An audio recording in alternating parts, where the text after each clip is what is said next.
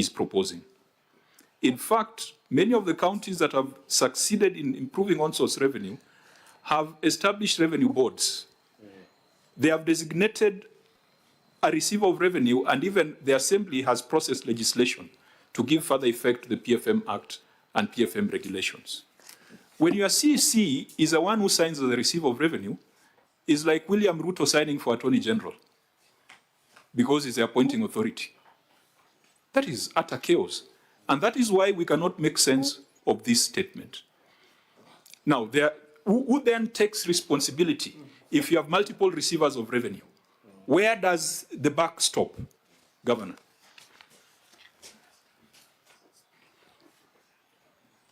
Chair, let me have our attorney maybe help us out in the way we understood this thing, so that if it's a matter of legality, then we can be guided. Listen, we Governor, can be guided. You see, I'm trying to be very moderate in today's session, because we have not just come to grill you, we have also come to share experiences from the other counties. That situation, and if your county attorney insists on it, it is wrong advice. It is a recipe for chaos. Because tell me, as CEO, if you have 20 receivers of revenue, who are you going to hold responsible for this report? You have been put in an embarrassing situation where you cannot explain movements. You have to refer to 10, 20 people to explain one page of a report. And that is why other counties have one receiver of revenue designated in writing by the CEC Finance. When the CEC Finance takes on the role of being the receiver of revenue, that is an indication that there's a criminal enterprise being run in that county, being coordinated and being led by the CEC Finance. And that is why they want to be the policymaker, they want to be the executor, they want to be the oversight, they want to be everything. They do not trust anybody else to come and see how revenue collection is being done. And Governor, and I'm not saying it is happening in Busia, we have seen it in other counties. That only happens to cover up theft. Can I explain Chair, something, allow us here to ventilate on Can that I clarify? issue. Okay, maybe you can get the submissions from the members first. And then Let's ventilate on that issue, Chair. I want to understand from, no, not the governor, because the governor clearly just being misled. That's exactly what's happening, just being misled. I want to understand from the CEC.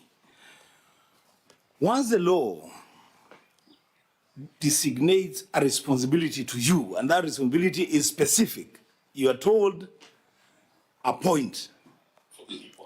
What residue function do you have after the appointment? You've been told to appoint a receiver of revenue. What role in receiving revenue is left in your office?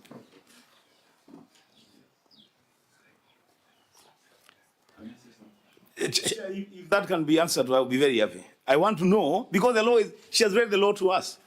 She has been told to appoint in writing. So after you have appointed in writing, what role is left for you to execute in the office of the receiver of revenue? Chair, in addition, so that the governor can support, there was wisdom in drafting of the Public Finance Management Act, the regulations and section specifically, was to provide for the oversight and governance structure in terms of revenue.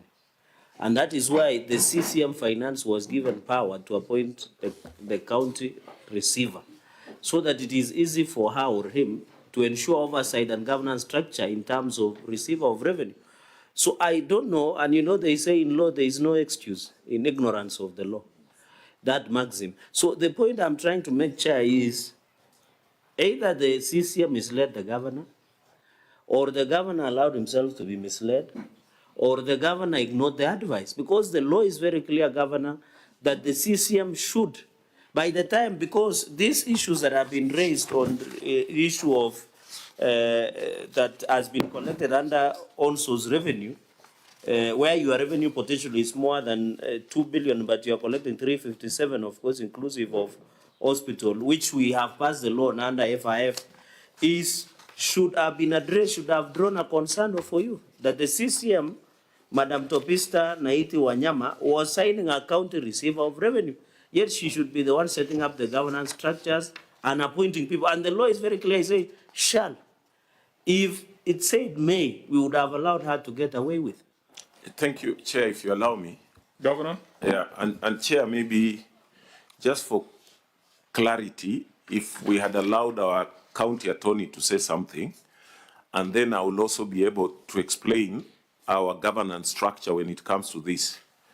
Because what we currently have, as you have been reading, we have CEC finance, but then we have got chief officers in various departments who are basically also designated as accounting officers.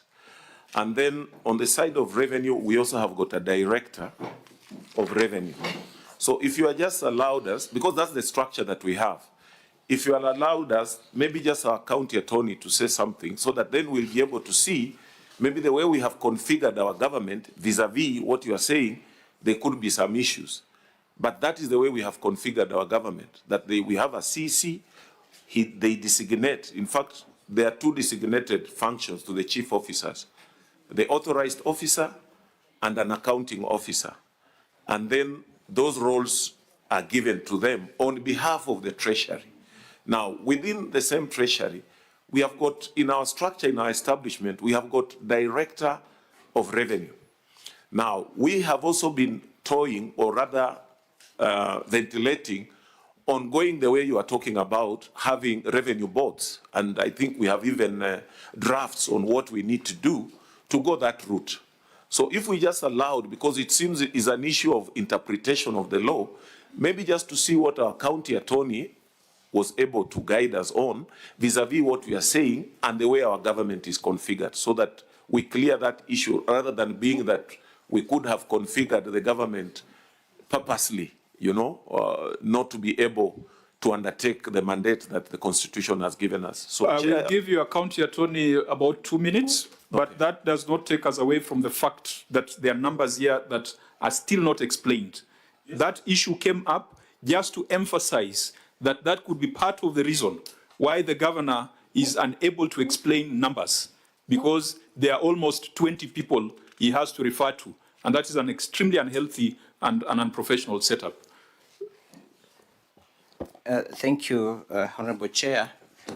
I'll stick to the legal questions. You were absent when introductions were made, so introduce yourself first. For the record, Honorable Chair, my name is Omboko Innocent, County Attorney, Busia County. Thank you. So allow me, Chair, to just limit myself to the legality or the legal question in terms of interpretation of Section 157 of the PFM Act.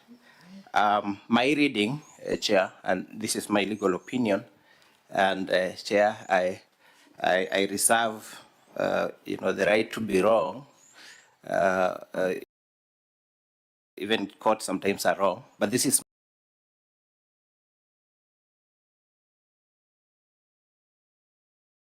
my interpretation, that the use of the language in that section, a designation of receivers of revenue, it's in the head note, receivers, not receiver. In the language, in the body of that section, it says designate persons, not a person.